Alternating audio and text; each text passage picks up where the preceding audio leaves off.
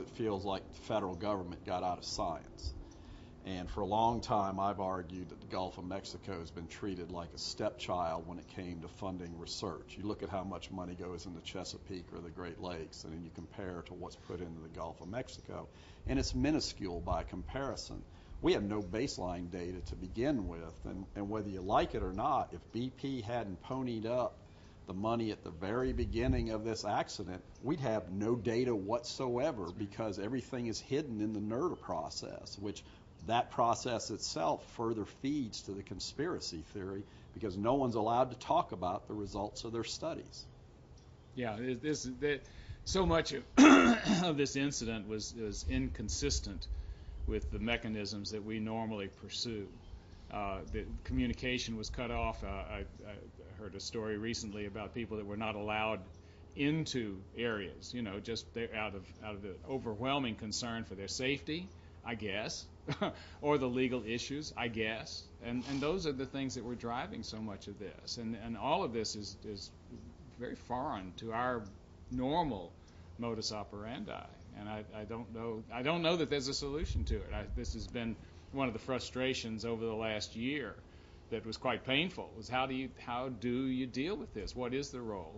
And if we felt an obligation to be responsive to questions from the public, it was not necessarily interpreted well by the media, whether it be electronic media or whether it was the written press or whatever. And this had a lot to do with the frustrations from many of us. And then there were motives. Everybody had an agenda. Everybody had an agenda.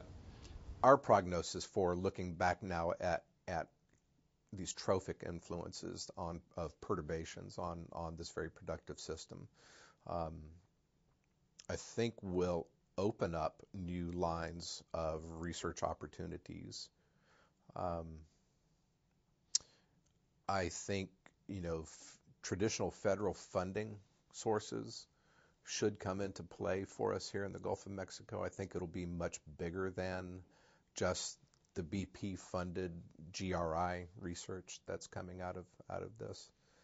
So I think things look bright for people who want to understand variability in marine systems and how to find impacts, acute or long-term chronic impacts.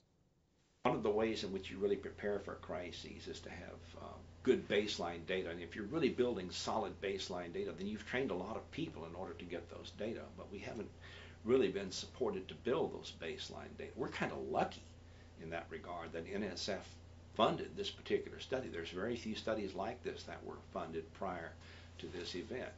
And had there been a lot of funding from lots of agencies, or had universities put a higher premium on it, or state regulatory agencies done a better job of monitoring because they had more money to do it with, then we might have more personnel in place. But that infrastructure to study this is also a limitation on what we can do right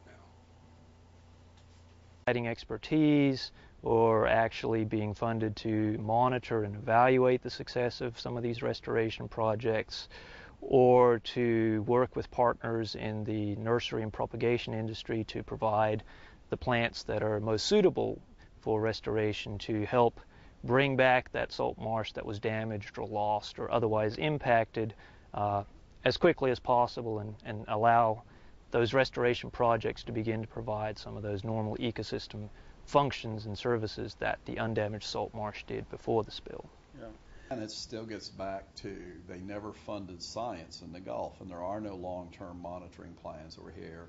And superimposed on the government management actions and dispersants in Deepwater Horizon is Hurricane Katrina, Hurricane Ivan, you name it. There's all kinds of disturbances that are going out in the Gulf of Mexico. And the real trick here is to tease apart what impacts were due to BP from what impacts were due to all of these other agents of disturbance that were going on.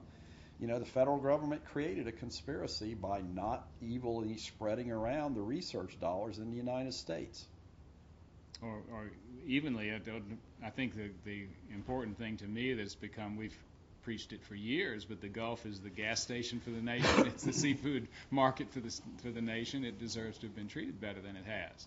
And it's political consequences that you don't have to dig very far to figure out.